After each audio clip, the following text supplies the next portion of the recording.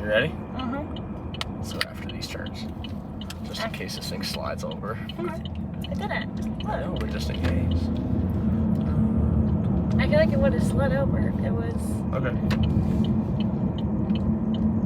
So, tell us your name, what school you go to, what grade you are, and what positions you play, and what team you play for. I'm Raelyn Richardson. I'm from Mount Dora Christian Academy. I'm a 2026 catcher outfield. Catcher outfield, okay. Or third base. We'll say that. Third, okay, so catcher utility maybe? Okay. I don't play middle infield. We tried that once, it didn't work out so well. Yeah. So, who do you play for?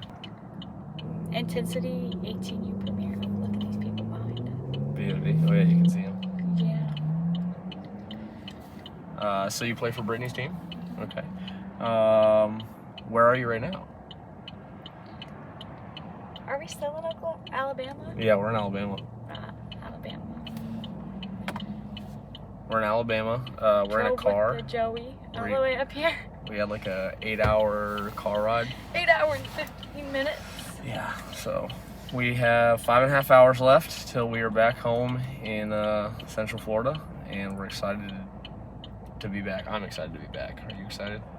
Very excited. Very excited. I'm ready for bed. I'm tired. Already? Yes. I've been drinking my Monster, making sure I stay awake.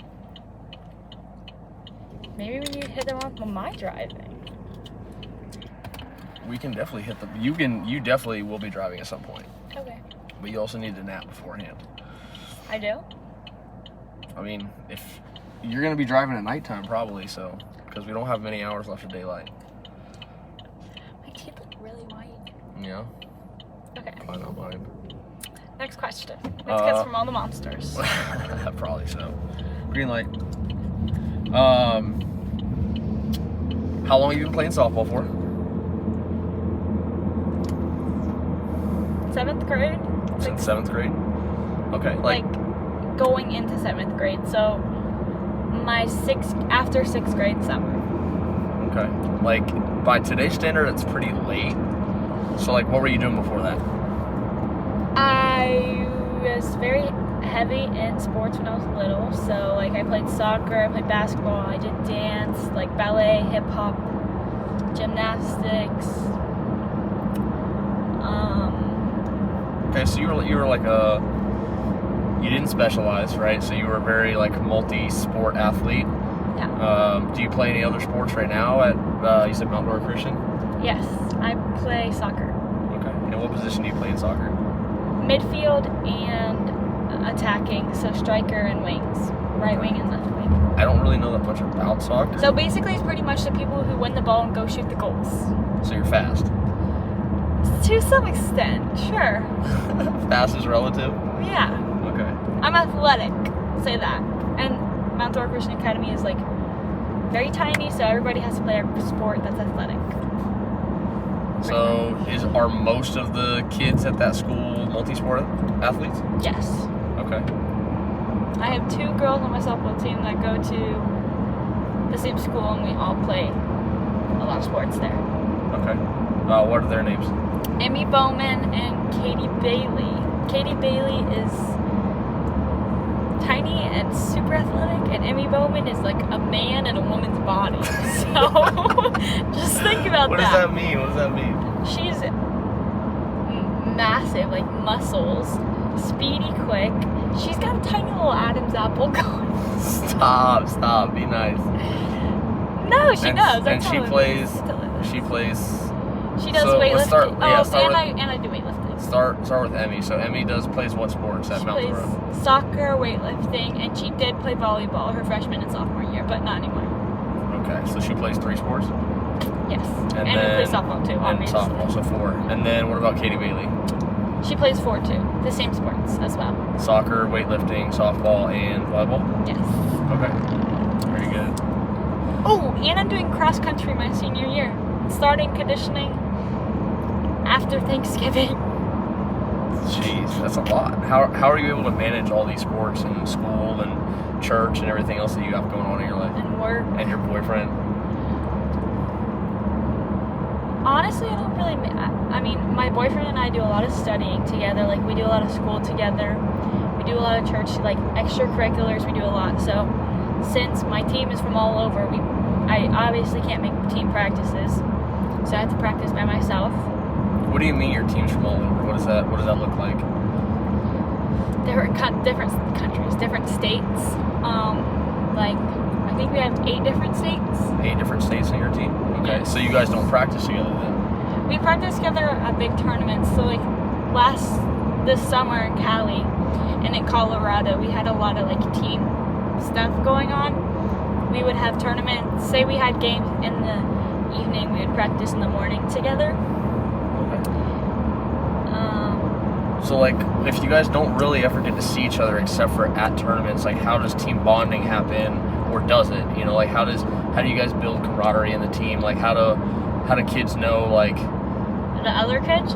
Well, there's definitely a little separation between the kids who see each other all the time and kids who don't see each other all the time. Like, all the Jersey kids that go to practice every weekend definitely have a lot better build. But I feel like most, like, the core kids of the team have been together since very little. Like, okay. Very young. So you're a catcher. Like, tell me, like, if you don't practice with the team, like how do first and third place work as a catcher? Like, how does that look like? Oh, we just have communication. Like, you always have to communicate with your teammates. You always have to. I mean, softball obviously is a team sport. You have to know your team, but there's some things that are like that's a for sure thing. Like, they're just given. So, like, you trust the athleticism and knowledge and IQ of your teammates because you guys are playing at a pretty high level. Of course. But you also have to trust, like, between pitcher and catcher. Yeah, like, how do you build a bond with a pitcher? Like, because Yeah. the battery mates are, like, that's a very important bond on a team. Like, so how do you build that? Like, do you guys spend time outside of, do you guys FaceTime a lot? Do you guys spend time outside of stuff? We text, social media is a big thing, like Snapchat, group chats, Instagram, Are most TikTok. of your group chats in, like, Snapchat? Yes. Are any of you guys, like, TikTok famous? You guys go live on TikTok or anything? We don't go live on TikTok, but we definitely. Who's the most TikTok famous on the team? Ange, Sasso, or Bella? Which Bella? Maria. Bella Maria. You started playing softball in 7th grade, so you had, like, again, by today's standards, you haven't been playing for a very long time. What would you say is your best softball memory that you have? And it could be Little League, high school, travel ball, it could be a camp that you visited, anything. Best softball memory that you have. There's a lot to, like, dig through, especially with, like, my favorite memory with softball. I have a lot of favorite memories with Fusion because I just love that team. Was so much fun. That team was a ton of fun. Like, we did nothing but screw around and win games. I don't think screw around is fair. Like, Pool play we would screw around. Like, no, that's a lie. In pool play, we were a little bit loose. We were loose with, like, how things were going. If pitchers were struggling, we would leave them in and make them fight through adversity, and we would put players out of position. But I don't know, like, screw around probably isn't right. I took screwing around, like, in different words. It was more everybody loved everybody. There wasn't any drama, I feel like, on our Fusion team. Yeah. Because all the girls loved each other, and practice was fun. Like, it made it fun. Even, like, Joey, he loves the game, so learning with him is so much fun because he just enjoys teaching, and then we enjoyed having him teach us, so then it was fun. How did you feel like did I structure practices differently than what you had been used to, like in the past, like with other teams that you played for? So before I was playing with, I think Mojo. Tennessee Mojo, I think. Okay. And like, what do you like? What's one thing that you like about the way that I was running practice versus Tennessee Mojo? You would explain IQ of the game, and the IQ of the game, we had practice days where we would sit down and just talk about IQ, and because it's so much mental, because you have to think like that on which play you're gonna make, and there's probably 3 different plays that you could have made in that one play, but you have to know which one is the best, and then everybody is could be screaming a different thing, and you just have to know before it even happens what you're gonna do. Absolutely. So I there's a lot of times where we would practice and we weren't even on the field, like more of like a classroom setting. Yes. Right? So and I think that's one thing that all coaches should implement, and it's not super effective in large groups. You wouldn't really necessarily want to do that with the whole team, but I would do hey, pitchers and catchers, we're going to jump on a Zoom, or we're going to do this, and we're going to get together for lunch or dinner or whatever, and we're going to talk about pitch calling, for example, for an hour or 2. Or you would talk to the captains. So we had Araceli, Scarlett, and me on Fusion, and that was your middle infield and your catcher. That's your spine, your the people that should be communicating the most on the softball field. You had those people. The best IQ of the game was right there, and they were the ones talking to everybody else. They were the ones speaking to the outfielders behind them. Hey, you need to step over, or hey, it's this pitch. Or whenever I called pitches, I was telling them, Scarlett, you need to step over 3 steps, and the ball would go right to Scarlett. Mm-hmm. And she would look like a perfect infielder because I told her, hey, look, you need to do this. Yeah, for sure. What's one thing that you liked that Mojo did? What's one thing at practice that you did, or maybe not even necessarily Mojo, but on another team? What's one thing that you liked that I didn't necessarily do, but you did like at practice? We had high intensity warm up. Okay. I feel definitely intensity is something we have warm up, but sometimes I feel it's not high intensity. So Eustace softball, we had to have high intensity. That made the game fun. We always had to encourage each other, and it was nobody's left behind, because if we're left behind, the whole team has to run again. So would you say that you guys created a competitive environment in everything you did, including your warm-up and dynamic 100%. warm-up, throwing? 100%. Okay, cool. 100%. The competitiveness never stopped, even if we're just throwing a ball. We made a game out of throwing a ball. We made a game out of shagging. Whoever shagged the balls, if we had more points than one another, then a catch or a ground ball or a diving play while we're shagging made it, or robbing a home run while we're shagging, that was made it even more high intensity rather than just sitting out there and talking. So let's say you were in the outfield and you caught the most fly balls, you robbed a couple home runs during BP or whatever, on-field BP. Was it just bragging rights, or was there another incentivized system that you guys had? Bragging rights, and we're playing at Eustace. It was my freshman year, so if I made those plays, I'm the starting catcher my freshman year on a state championship winning team, and then I get practice bragging rights above seniors. Come on now. Gotcha. So it created a culture of just work hard and have fun. Team first attitude. Yes, and have fun, because it was fun. Because we had blast music, and it was... I love that. Yes. So share a moment. Did we actually get to the point where your favorite softball moment? No. Okay, so did you have one, or you want time to think about it? I want time to think about that. All right, so share your worst softball moment. It could be you striking out. Oh, you got one already? Go for it. Yeah, I quit my first ever travel ball team. Literally, I never played rec ball, I never played t-ball, I never played anything. I just went straight into travel ball. What team was that? Tigers. And it was for Eustace. Oh gosh, I don't know if I should say this. Don't say it. We don't talk negative here. Only positive. Okay. Well, No memory's negative. Well, say the negative part of the memory, like something that you did, something that you feel like that you've grown from because of it, because Okay. you had that moment. Okay. So this coach told me, I told them I could not finish playing softball with them or stay committed with them, and she goes, you know what? It's whatever. You suck anyways. Wow. So, and you were how old when that happened? Just starting 7th grade. Just starting 7th grade. So that's 12, 13? I think they're 12. 12. Okay. 12. So you were about 12 years old, and a coach said, that's okay, you suck, you don't need to come back, when you told him that you didn't think you were going to be able to complete the season. Yeah. That's pretty rough. Yes. So that happens, and then what? Like, you take some time off of softball, obviously, because you were not going to be playing.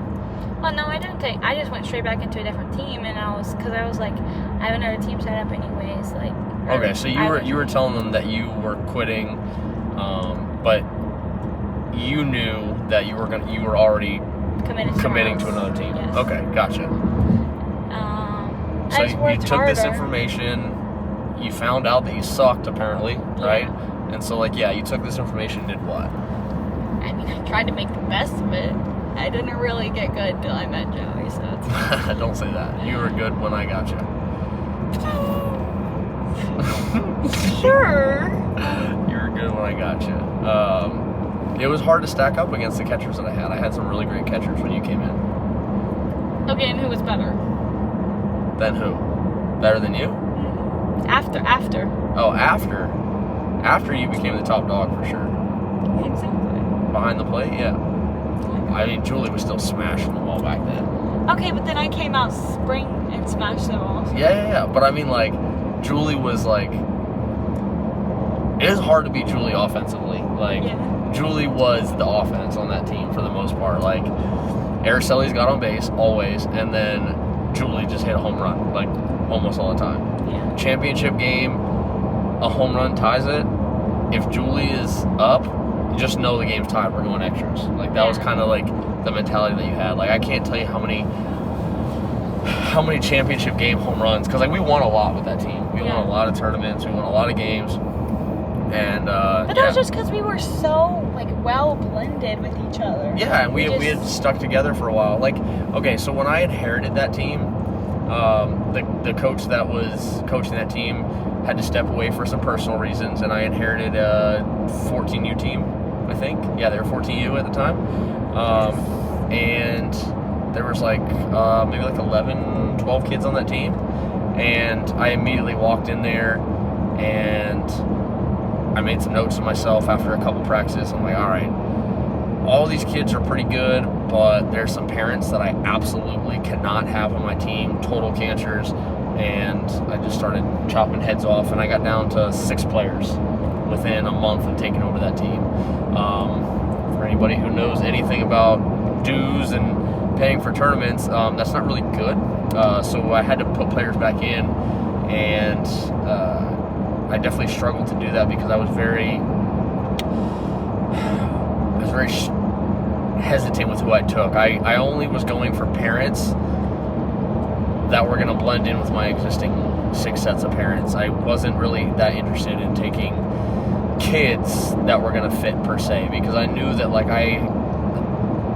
my core 6 of kids that I had already had a culture of just team mentality, and they were going to bring people in and welcome people. So I just really needed to find parents that were going to kind of fit that same mold, because the kids are going to have fun just being kids, but the parents was the tough part. Yeah. But eventually we got there, and then once we got there, holy cow, we won a lot of games and a lot of tournaments, and we won a lot, and we had a blast. Usually when you're having fun, you're winning, and when you're winning, you're usually having fun. Yeah. My best memory is the tournament. I hit a home run. It was freezing cold. I remember this one. We were in Mineola. It was January. Freezing cold. First tournament back in the spring. Freezing cold. We were playing against our 18U team. Yes, so we were Fusion 14U, I I think we were just moving up to 16U, and we had to go to the championship game to play our 18U sister team, which was like our A team. They were really good as well, and that was a good team. Fusion Block was really good. Anyway, so finish. We played against them. I think I had a double backside off their best pitcher, the big girl. Cass. Mm-hmm. Cass, good passer. That girl could deal. She was dealing. Anyway, I hit a ball for her. So you hit a double. Yeah, that game was just really fun because it was like the girls. It was David versus you, and it was like we were just. But it wasn't really like David versus me. Like me and David were friends. We're still friends. It was fun. It was you guys versus them. It was just like our team versus their team, and it was a team thing. Like it's not in softball. It's never coach versus coach. Like it shouldn't be. If it is, like it's pretty selfish of the coach. Like my job is to make you guys as good as I possibly can, and then put you on the field against a nameless, faceless opponent in the other dugout. Oh, actually, so that same tournament, that girl who I hit a home run off of, she was the only person who struck me out that weekend, and I was like, she struck me out on a backdoor curveball, I think. It was something. How many years ago was this? Really full, like my 8th grade year. Yeah, and you remember it still somehow. Well, that's because I was so mad because I had worked because Jelly made me like, Raelyn, if you're gonna stay on this team, you need to hit the ball. And then like first tournament back, I was hitting the ball. Yep. You got your off season work in. How important to you was like off season work? Super important. It still is super important. Like super important for anybody. You shouldn't take more than 4 days off. Anything. Because then your shoulder's going to feel funny coming back, and then your swing's going to feel like, what the heck am I doing right now? Yeah, and I feel like that's dependent. Like 4 days is like a pretty like... You feel rested after that. Yeah, but it depends on like what injuries you have. Like you may have to stay longer, or some people may need to not be able to take those 4 days off, depending on what their season looks like, and But yeah, I mean, there's definitely time that needs to be taken off. I definitely have kids try and stop throwing altogether for a while, but that doesn't mean that you can't take ground balls, fly balls. Like you can't see pitching, like, you know what I mean? Yeah, exactly. But that off-season work is super duper important. Super important, and like that's where you really get better. Like, There's not a lot that you're gonna be able to do like at a Tuesday, Thursday practice that you're gonna be like, boom, all right, I'm a better player. But like when you take a month, off, I'm a better player at your practices twice a week. But but you were young and were really spongy. But like when you get to the higher end of the level, the higher players, it's what you're doing in the off season that's gonna make you the player that you are come summer, spring, summer, fall. Like the difference between framing a ball like this and then keeping your thumb through it, like, can make all the difference. This weekend there was an umpire who was calling Jack Diddley squat because I was framing it like that with my thumb under, and the only way he would get a strike called a strike is if it was like perfect right down the middle. So you had to make it look perfect right down the middle every time, which means before that ball is caught, before it hits the glove and makes the pop, your hand has to be there. Okay, so you learned how the umpire liked to see framing. But you have to do that every time. And then you had to adjust and overcome, and then you were able to help your pitchers like that. Exactly. Just like how a pitcher has to settle in her first inning, catchers have to settle in their first inning. And whatever the umpire likes that first inning, you have to stick with the entire game, no matter what. What's the craziest thing that you've had to do to get strikes called by, like, to deke an umpire? Like, I've seen catchers that like have to go down on a knee, like he's got a really low zone or she's got a really low zone, and they've got to be down on one knee and butt on the ground in order to get a strike call. Yeah, Have you had to do anything crazy? Like, I've had to do that before. I've had to do like, I mean, there hasn't been really I feel like the umpires I've had, I'm very nice to umpires. Like, I tend to shake their, like, I've never had an umpire who has like a complete stick up their butt towards me, because I feel like a lot of people just, they love Raelyn. Like, who doesn't love Raelyn? Yeah, I don't know. Everybody loves Raelyn. Exactly. So, like, walk me through, like you said, you started to say that, like, you shake hands with the umpire. Like, when do you do this? Like, walk me through your first interaction with an umpire that you're just meeting. Okay. So usually you know how umpires, like, is talking to the other umpire at the beginning of the game, talking to the coaches, getting to know people. Plate meeting and stuff? Well, Or post-plate meeting? Post-plate meeting and Okay. pitchers, and everybody's on the field warming up. Mm-hmm. They're just talking to each other, going to Yapville. So as soon as you come back from, like, your little circle meeting after you throw the ball, walk down, the umpire's usually standing right there. So you're like, "Hi, Blue, I'm Raelyn, nice to meet you." Blue is like, "Hi, Raelyn, nice to meet you too." And then you just go to Yaptown with them. Okay. And so you tell him your name, you find out his name. Usually I tell them, like, sometime during summer, they usually ask, like, "Hey, where are you from?" And then you can have a conversation like that. So, like, "I'm from Florida and I like doing this," and then you ask them where they're from. Like, one time I had this umpire tell me that his daughter was, like, in Greece for some school and, like, a whole bunch of stuff. Do you ever, I know this happens to me, like when I'm coaching the bases, do you ever get an umpire that, like, you're friendly with them and then boom, next thing you know, they won't shut up? Oh, yeah. And they won't stop talking, like, Yeah. mid-pitch, and, like, yeah, that drives me insane. Like, You get locked in, but sometimes you just have to shut up, and you just, like, if you shut up and just let them talk, and then you just don't answer them, they'll get the hint. they'll get it. But I also like talking, so. Oh, no, everybody knows that. Yeah, like, I definitely noticed that a lot, and I'm the same way. So, like, even this weekend, I introduced myself whenever, you know, I walk over to first base, third base, wherever I'm coaching at that weekend, and I say, you know, "Hey, Blue, nice to meet you. I'm Joey." I'll find out his name. I'll ask him where he's from. That's really cool. So, like as I'm traveling the country coaching tournaments all over the country, like, it's funny when I see an umpire in California and then the same umpire in Georgia the following week. So, like, stuff like that's really cool, and then you get to build a rapport with them. And, like, I'll be honest, like, I'm super friendly with umpires, and I know that I've gotten some calls because I'm just nice, right? And I think that I'm sure that it goes that way as a catcher. Like, yeah, there's 100%. definitely borderline calls that you're gonna get 100%. because you're nice. 100%. Like, and sometimes if they miss a ball, they're like, "Hey, my bad. I'll give you the next one." Mm-hmm. Yeah. So talk to me about some of that stuff. So, like, that stuff's always interested me, and, like, I'm starting to hear it a little bit more. I hear umpires go, "Hey, man, I might have missed that one," or, "Hey, was I wrong there?" Like, do they ask you for your feedback? Oh, or? yeah. They definitely ask me, like, "Hey, like, I know that one was close. I'm sorry I didn't call it. Like, I'll give you the next one that's close." And they definitely, like, they'll definitely comment, like, "Hey, I like your framing. Like, I like the way you do this." I've had a lot of umpires say that. Like, "I like your framing. I like the way you handle the ball."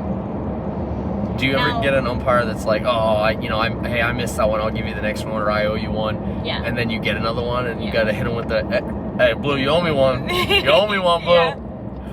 And do you ever get that call sometimes? Is that the one where you just, like, hold it and you, like, and just kind of lock it in and shake it a couple times, and then you get that really late strike call? Yeah. I like that. So I was a pitcher, so for me, like, catchers being behind the plate and having a good rapport built in with the umpires gets me that borderline call, which helps a lot, obviously. 100%. And I feel like that's something, like, I've seen catchers be, like, super mean to umpires, and they just, it's ball after ball after ball after ball, and it's like, well, I'm not getting ball after ball after ball after ball. Like, it's definitely, there's a lot of umpires out there who will treat you a lot different. The way you treat them is the way that they're going to treat you. Do you remember the sticker that Ellie had on the top of her helmet? Do you remember what it says?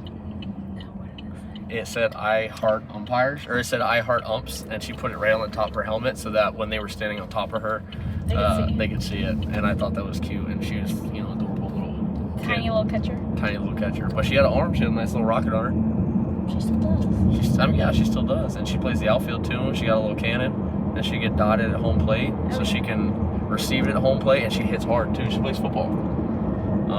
Little girl played football, and, man, she's good. Why is it frozen? Okay. All right, so just got back. You got it? Yeah. Maybe.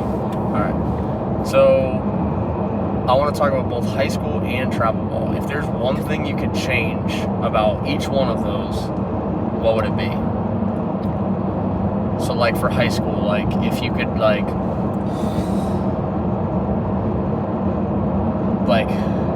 trade players or something, like is there anything in high school that you wish you could do? Or in high school, I wish I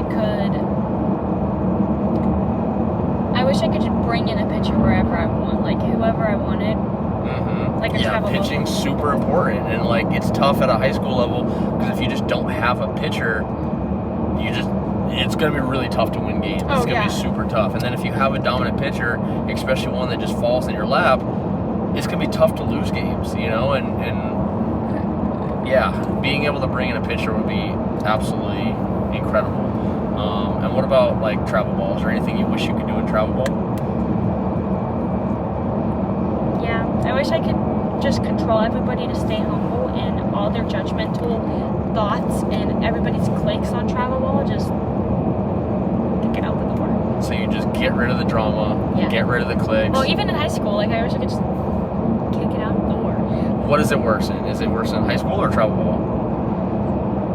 High school. High school. Why do you think that is? Well, people in my school are brats. They're brats? Well, everybody in my school knows everybody's drama because it's so small. And it's just awful because nobody knows how to let go of anything because everybody's stuck up and has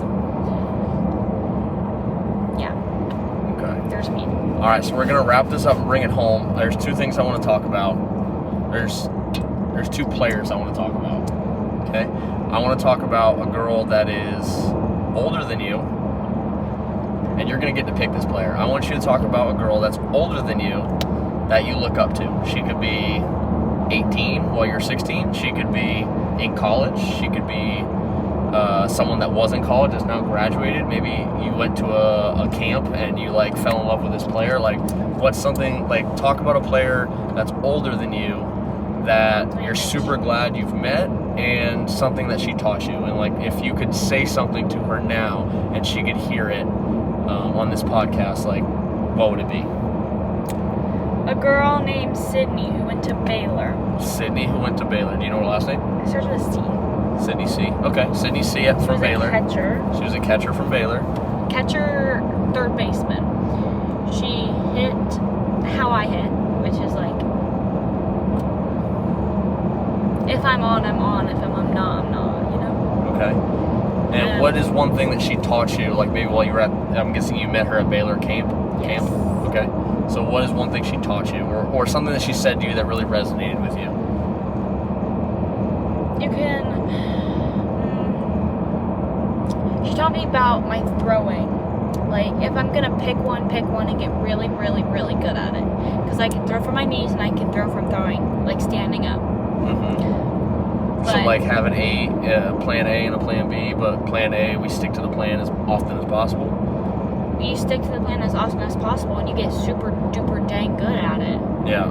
Okay. Like, whatever you do, you get really dang good at it.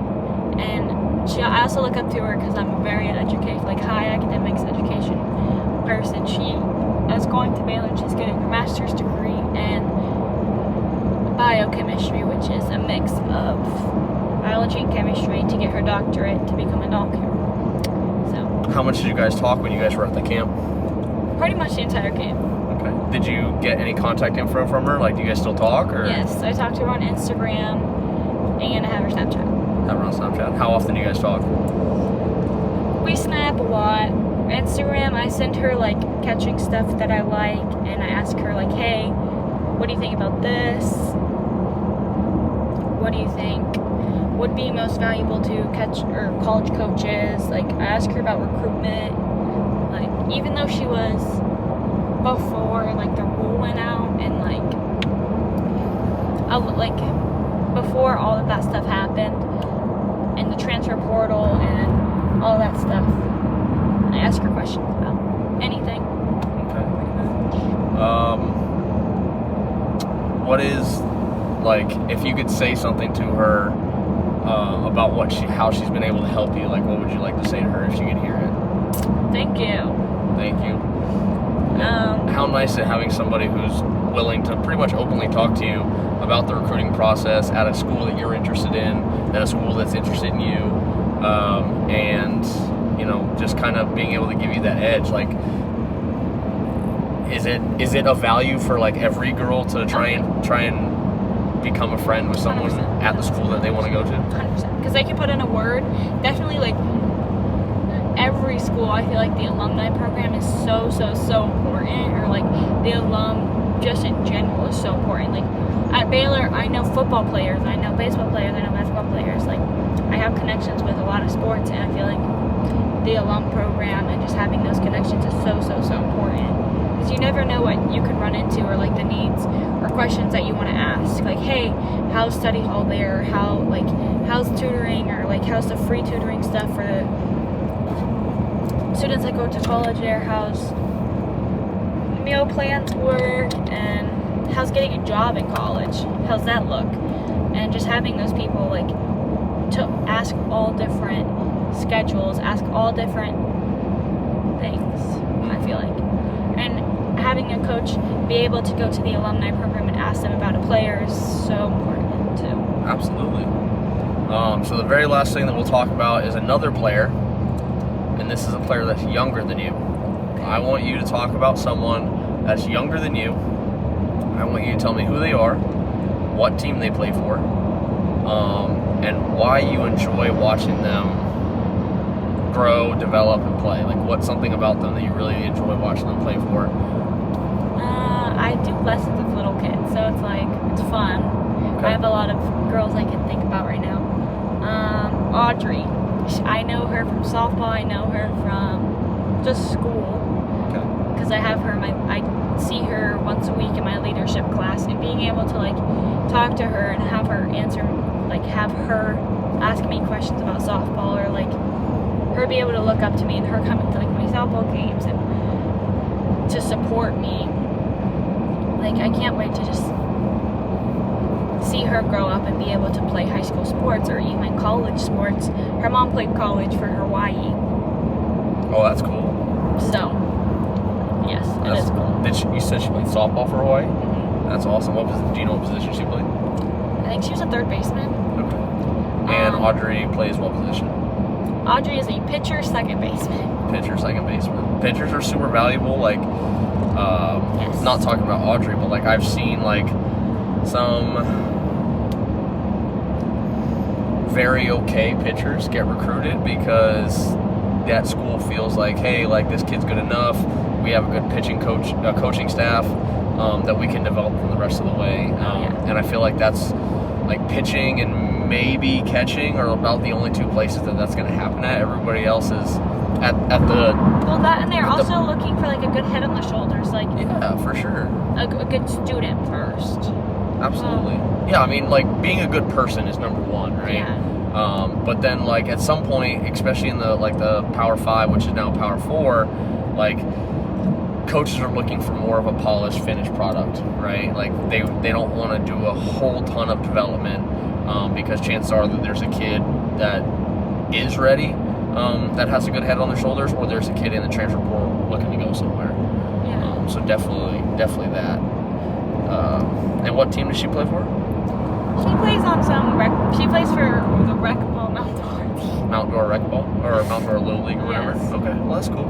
Babe Ruth, Mount Dora Babe Ruth. Mount Dora Babe Ruth. Shout out Babe Ruth. Yep. I was a Vito Babe Ruth kid. What about the Lake Mary Babe Ruth winning?